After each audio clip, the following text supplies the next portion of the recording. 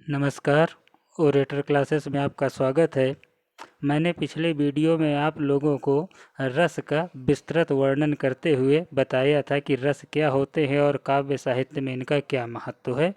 आज उसी से रिलेटेड मैं कुछ प्रश्न आप लोगों को बताने जा रहा हूँ। ये प्रश्न रस में बहुत ही महत्वपूर्ण स्थान रखते हैं और ये सिर्फ क्लास 9th to 12th सिर्फ उन्हीं छात्रों के लिए ज़रूरी नहीं है, बल्कि प्रतियोगी परीक्षाओं में भी इनका बहुत महत्व है।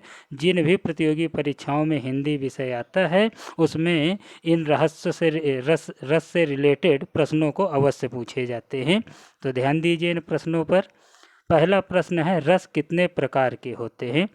आपको मैंने रस पढ़ाया, आपने पढ़ा, सभी मैंने रसों के नाम बताए, तो उसमें आपने देखा होगा मैंने 11 रस के नाम बताए हैं, ठीक है। लेकिन इनमें से 2 रस अभी भी बहुत से लोगों का मत है कि ये रस पूर्णतः रस नहीं है। इसीलिए रसों की संख्या में कुछ विरोध होने के कारण हम 9 मुख्य रस मानते हैं। तो यहाँ पर उत्तर 9 आएगा। अभी आप कई जगह पर देखेंगे 8 भी है, क्योंकि कुछ लोगों का मत है कि नहीं, शांत रस नहीं होता है। तो मुख्य रस अगर देखें तो मुख्य रस 8 प्रकार के होते हैं। देखते हैं अगला प्रश्न। संचारी भावों की संख्या। देखिए, संचारी भाव मैंने बहुत अच्छे से अपने वीडियो में समझाया कि संचारी भाव क्या होता है। अब यहाँ पर पूछा गया संचारी भावों की संख्या। तो संचारी भावों की संख्या 33 होती है। कौन कौन, मैं एक बार नाम बता देता हूँ। हर्ष, विषाद, त्रास, लज्जा, ग्लानि, चिंता, शंका, असूया, अमर्ष, मोह, गर्व, उत्सुकता, उग्रता, चपलता, दीनता, जड़ता, आवेग, निर्वेग, धृति, मति, विबोध, वितर्क, श्रम, आलस्य, निद्रा, स्वप्न, स्मृति, मद, उन्माद, अवहित्था, अपस्मार, व्याधि और मरण। इस प्रकार से कुल 33 संचारी भाव होते हैं। देखते हैं तीसरा प्रश्न। भरत मुनि के अनुसार रसों की संख्या। देखिए, भरत मुनि नाट्य शास्त्र में उनका ये मानना है कि शांत रस नाटक शास्त्र में नहीं होता है, इसलिए उन्होंने रसों की संख्या 9 न मान करके सिर्फ 8 को माना है। अतः इसका उत्तर पहला ए हमारा सही होगा, 8। अगला, किस रस को रसराज कहा जाता है। आप लोग सभी अच्छे से जानते हैं कि जिसमें मन प्रफुल्लित हो जाए उसी को ही रसराज कहा जाता है, और जो हमारा श्रृंगार रस होता है। अतः इसका भी उत्तर पहला होगा, श्रृंगार रस। अगला, विभत्स रस का स्थायी भाव। तो देखिए, सबसे पहले हम स्थायी भाव देखते हैं। मैंने ये भी आप लोग को सभी के स्थायी भाव अच्छे से बताए थे। पहला आता है हमारा भय। भय स्थायी भाव हमारा होता है भयानक रस का। दूसरा है निर्वेद। निर्वेद हमारा स्थायी भाव होता है शांत रस का।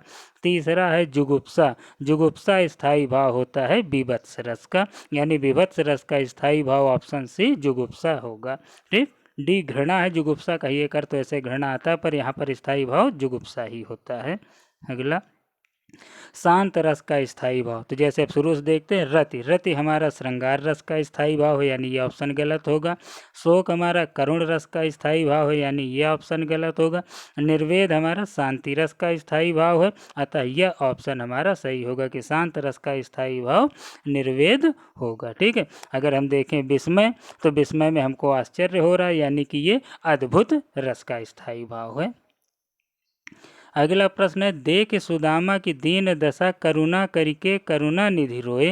अब इसमें कौन सा रस है। तो देखिए बच्चों, श्रृंगार रस इसमें नहीं हो सकता है, क्योंकि नायक और नायिका के प्रेम का वर्णन नहीं है, बल्कि मित्रों के प्रेम का वर्णन है। इसलिए इसमें करुण रस होगा, क्योंकि वियोग श्रृंगार और करुण रस में अक्सर कन्फ्यूजन होती। तो श्रृंगार जहाँ होगा वहाँ पर नायक और नायिका का ही वर्णन होगा। यहाँ पर मित्रों का वर्णन रहता है, करुण रस है। वीर रस हो नहीं सकता, क्योंकि उसमें उत्साह होता है, और ना ही इसमें कोई आश्चर्य हो रहा है, तो अद्भुत रस भी नहीं है। तो इसका ऑप्शन बी आपका सही होगा, करुण रस। 8वां प्रश्न देखिए बच्चों, जहाँ सुमति तहाँ संपत नाना, जहाँ कुमति तहाँ विपत निदाना। देखिए, इसमें ना कोई दुख का वर्णन किया गया कि करुण रस हो, और ना ही कोई भय का वर्णन किया गया कि भयानक रस हो, और ना ही यहाँ प्रेम का वर्णन है, अतः यह शांत रस होगा। ठीक है बच्चों, तो 8वें प्रश्न का हमारा ऑप्शन डी सही है। अगला, अथरों में रस अमंद पिए, अलकों में मलयज बंद किए, तो अब तक सोई है आली, आँखों में भरे बिहागरी। अधर मतलब होंठ, होठों में आनंद लिए है। ठीक है बच्चों, यानी आनंद में मुस्कान होठों में है। तो सीधी सी बात है कि यहाँ पर नायक और नायिका के प्रेम का ही वर्णन हो रहा है। और प्रेम का वर्णन करुण रस में नहीं होता, यानी ये ऑप्शन नहीं होगा। शांत रस में नहीं होता, ये ऑप्शन नहीं होगा। श्रृंगार रस में ही प्रेम का वर्णन होता है, जिसका स्थायी भाव रति होता है। अतः इसका ऑप्शन सी श्रृंगार रस होगा बच्चों। वात्सल रस भी नहीं होगा, क्योंकि वहाँ पर माता पिता का प्रेम बच्चों के प्रति होता है। तो इसका ऑप्शन आपका सी श्रृंगार रस। प्रश्न 10वां देखिए बच्चों, किलक अरे मैं नेह निहारूं इन दांतों पर मोती उवारूं। यहाँ पर वर्णन किसका हो रहा है? शिशु के बाल रूप में क्रीड़ा करते हुए उसका वर्णन किया गया है। जब वो मुस्कुराता है तो उसके दांत इतने प्यारे लगते हैं कि उसकी माँ उस पर अपना मोती उवार सकती है। यानी कि यहाँ पर क्या है बच्चों, माता पिता का बच्चों के प्रति प्रेम है।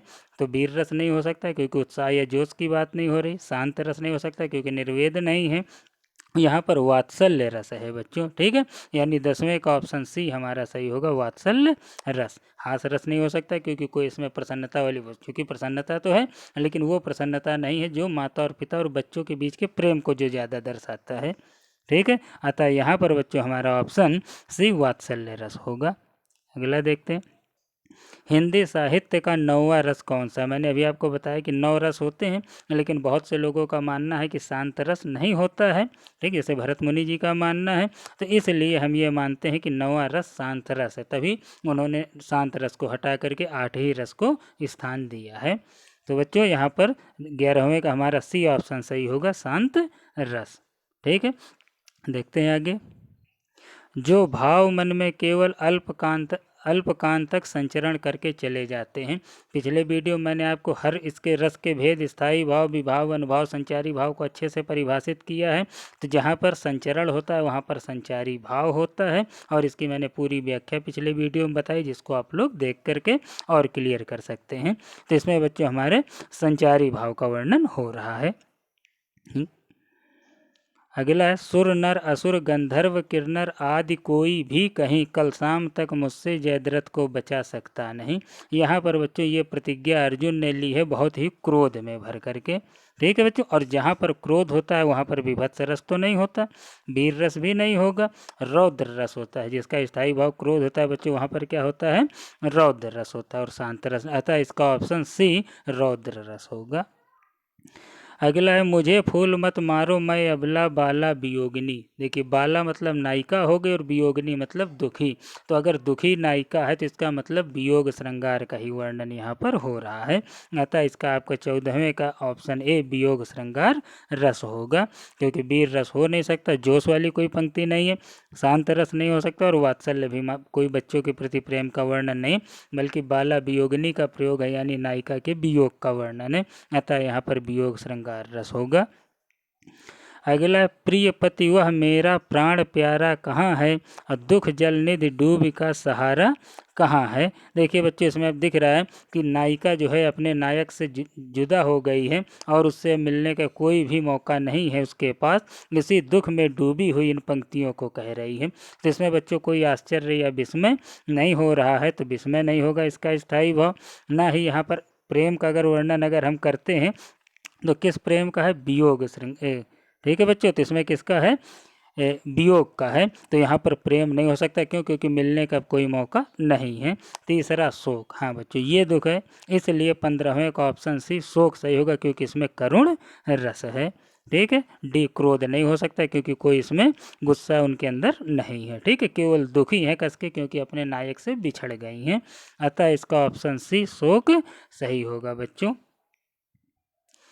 अगला, अखियाँ हरि दर्शन की भूखी कैसे रहें रूप रस रांची बतियाँ सुन रूखी। देखिए बच्चों, इसमें गोपियाँ जो है श्री कृष्ण के दुख में व्यथित हैं, ठीक है बच्चों, श्री कृष्ण के दुख में व्यतीत हैं। तो यानी कि नायक और नायिका के परस्पर विक्षोभ का यहाँ पर वर्णन हो रहा है। तो वीर रस तो नहीं हो सकता है, क्योंकि कोई जोश नहीं उत्पन्न कर रही पंक्ति। वियोग श्रृंगार रस ये ऑप्शन हो जाएगा, क्योंकि प्रेम ही है और उसमें वियोग है, यानी वियोग श्रृंगार रस होगा। शांत नहीं होगा और संयोग भी नहीं हो सकता, क्यों? क्योंकि मिलन नहीं हो रहा है, भी बिछड़े हुए ही हैं। तो 16वें का ऑप्शन बी हमारा सही होगा, वियोग श्रृंगार रस। अब देखिए बच्चों, बिंद के बासी उदासी तपोव्रतधारी महाबिनु नारी दुखारे। देखिए बच्चों, ये जब मैंने रस का वर्णन पिछले वीडियो में कराया तो उसमें इस दोहे का पूरा वर्णन किया है कि ये कब का है और इसका अर्थ क्या है। ठीक है बच्चों, ये आप लोगों को मैं कार्य देता हूँ कि आप इसका उत्तर कमेंट में मुझे बताइए। ठीक है, पिछले वीडियो में भी मैंने पूरा वर्णन किया और ये आपका कार्य है कि इसका कौन सा रस होगा, ये मुझे वीडियो में आप बताइए। ध्यानपूर्वक आपने वीडियो देखा, ये प्रश्न बहुत ही महत्वपूर्ण है। ऐसे ही प्रश्नों के मैं कुछ और वीडियो भी जल्द ही आप लोग के सामने रखूँगा। ठीक है बच्चों, लाइक और शेयर ज़रूर करें।